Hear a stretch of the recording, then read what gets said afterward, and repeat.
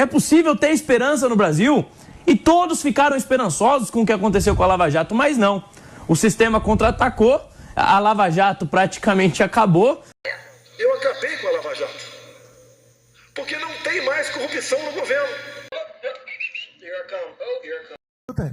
Já tentei trocar gente da segurança nossa no Rio de Janeiro, oficialmente, e não consegui. Isso acabou. Eu não vou esperar fuder minha família toda, de sacanagem, ou amigos meus, porque eu não posso trocar alguém da segurança na ponta da linha que pertence à estrutura nossa. Vai trocar. Se não puder trocar, troca o chefe dele. Pode trocar o chefe dele? Troca o ministro. E ponto final. A mamata acabou? Essa era uma das principais promessas eleitorais de Bolsonaro em 2018 e também agora em 2022. Inclusive, o presidente afirma, sem medo de ser feliz, que a corrupção de fato acabou. Mas isso não soa meio estranho? Afinal de contas, temos visto pipocar cada vez mais denúncias de corrupção no governo Bolsonaro, inclusive de pessoas ligadas diretamente a ele. Só que o Bolsonaro, ele gosta de acusar livremente, quando as acusações, por mais bem fundamentadas que sejam, recaem sobre si, sobre seus filhos ou aliados, o que ele costuma fazer é interferir. Interferir para que não haja investigação. Para isso, ele troca um delegado da PF aqui, troca o chefe da PF ali, ameaça e persegue a colar. E os sigilos de 100 anos sobre qualquer investigação que possa afetar sua imagem? O que o Bolsonaro também faz é abrir o caixa do governo e tentar abafar CPIs, liberando emendas secretas para parlamentares. O presidente demitiu ao menos 20 delegados em cargos de chefia na Polícia Federal. Ele também escolheu a dedo o Procurador-Geral da República. Dos 90 pedidos de investigação apresentados contra ele ao Supremo Tribunal Federal, Augusto Aras só se posicionou favorável à abertura de inquérito em um deles. Denúncias graves de corrupção durante o governo Bolsonaro não faltaram. Algumas, como os casos de rachadinha na família, vêm de antes da presidência. Hoje a gente vai relembrar histórias para lá de suspeitas desses quase 4 anos de Bolsonaro no poder. Vem com a gente, mas antes se inscreve no nosso canal e ativa o sininho para ficar por dentro dos nossos melhores conteúdos. Quase 1.500 pedidos para acessar a Lei de Acesso à Informação foram negados pelo governo. Você ouviu certo. A lei que dá acesso às informações sobre como o Estado gasta seus orçamentos está sendo relativizada ou até ignorada em alguns casos. Um exemplo, em julho de 2019, em vez de fornecer as informações de forma transparente, o Palácio do Planalto decretou o sigilo de 100 anos sobre os dados de acesso às dependências da presidência do vereador Carlos Bolsonaro e do deputado federal Eduardo Bolsonaro, os filhos 02 e 03 do presidente. Aliás, sigilo de 100 anos é o que não falta nesse governo. Teve sigilo de 100 anos sobre o processo interno do Exército contra o ex-ministro da Saúde, Eduardo Pazuello, e teve sigilo de 100 anos sobre a carteira de vacinação do presidente. Também teve sigilo de 100 anos sobre reuniões entre Bolsonaro e pastores suspeitos de comandar um gabinete paralelo no Ministério da Educação. E para atuar na base do sigilo e da falta de transparência, o governo Bolsonaro gerou um apagão de dados. O que isso significa? Que simplesmente o Estado paralisou pesquisas e bancos estatísticos que dão mais controle e precisão sobre como os recursos do governo são aplicados. O governo também extinguiu, esvaziou ou aparelhou pelo menos 75% dos conselhos e comitês nacionais, como o CONAMA, o Conselho do Meio Ambiente, e o Conselho de Segurança Alimentar, por exemplo. A gente está falando de mecanismos de participação popular, onde representantes da sociedade civil podiam debater e monitorar de perto as políticas públicas.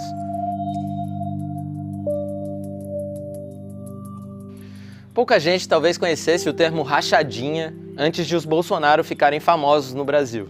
Rachadinha é o nome dado a um esquema em que funcionários do gabinete de um determinado parlamentar devolvem parte do salário, que é embolsado de forma indevida pelo chefe.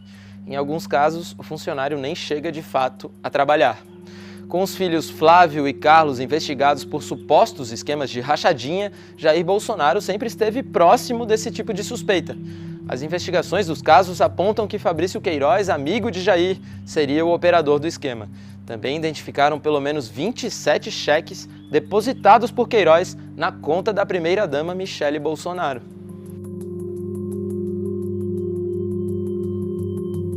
A CPI da Covid no Senado movimentou a política brasileira durante vários meses de 2021, investigando a ação ou a omissão do governo federal no combate à pandemia. Você se lembra da manchete? Governo Bolsonaro pediu propina de $1 por dose da vacina indiana Covaxin. O caso, como todas as outras denúncias da CPI da Covid, está agora nas mãos do Ministério Público Federal, comandado por quem? Sim, pelo Augusto Aras.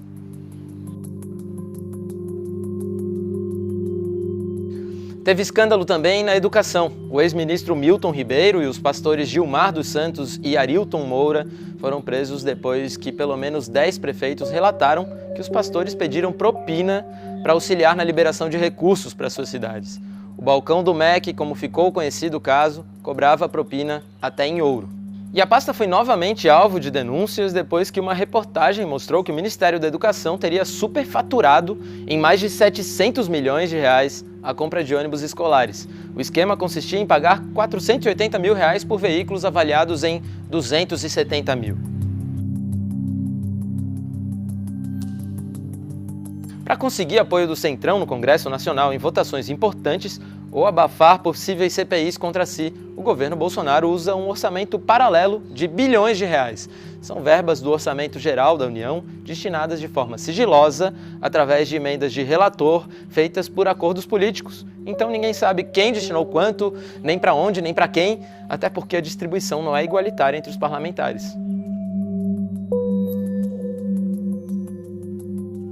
Lá em maio de 2021, então, o ministro do Meio Ambiente, Ricardo Salles, o da boiada, foi alvo de uma operação da PF que investigava se funcionários do Ministério e do IBAMA favoreceram o contrabando de madeira. Na mesma operação, o então presidente do IBAMA, Eduardo Bin, foi afastado do cargo pelas mesmas suspeitas. Propina na Covaxin, bolsolão do MEC, ministro madeireiro, emendas secretas, sigilos de 100 anos, falta de transparência, interferência direta em investigações. Foi bom a gente rever essa lista para refazer a pergunta: que fim levaram as investigações de todos esses casos? Essa é uma resposta que a gente ainda busca descobrir. O que se espera de um governo sério é a investigação, mas Bolsonaro prefere interferir, dar um jeito para deixar tudo como está.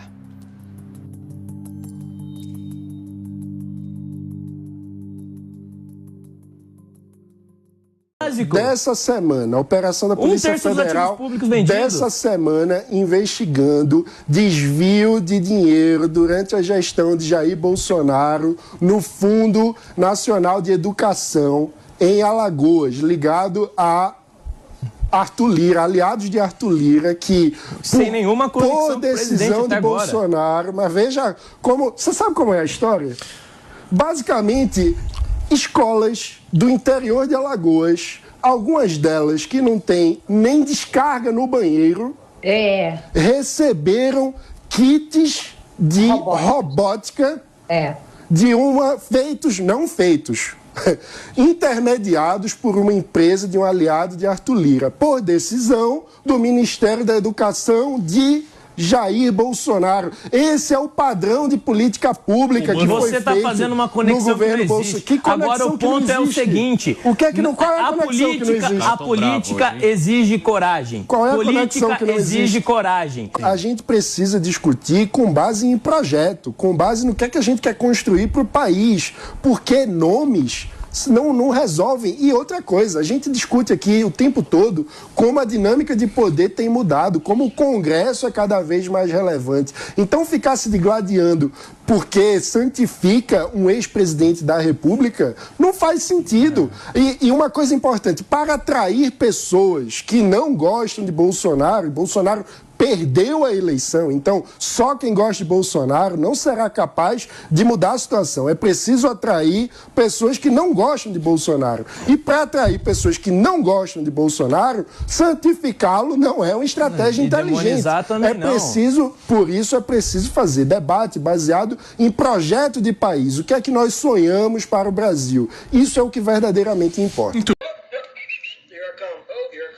Seja honesto! E tem um ditado que diz: nada não está tão ruim que não possa piorar. Esse dinheiro do auxílio moradia eu usava para comer gente. Ladrão!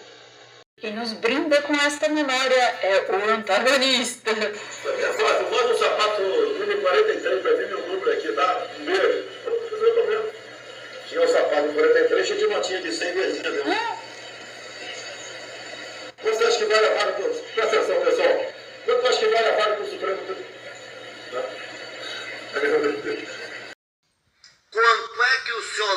para ir para o lugar de onde veio, para ir para a Europa, para ir para o diabo que o carregue.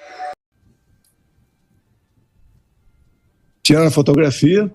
Chega de frescura, de mimimi. Vão ficar chorando até quando?